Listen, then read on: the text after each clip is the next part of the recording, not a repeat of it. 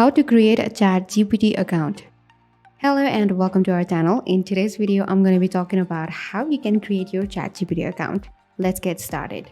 Open your browser and go to chat.openai.com. Go ahead and click on sign up.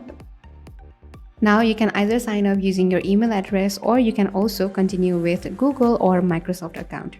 Whatever is convenient for you, choose that. Here I'm going with the email address. Enter your email address, click on continue, then create your password and again click on continue. Now to verify your email address, OpenAI will send you an email with the link, so open your email, then click on verify email address. Now enter your first name and the last name, then click on continue. And now you have to verify your phone number. Just enter your phone number and click on send code. Once you receive your code, enter it and that's it. You have successfully created your ChatGPT account. Congratulations. And now you can start talking with the chatbot. This was how to create ChatGPT account. I hope the video was helpful. Thank you so much for watching.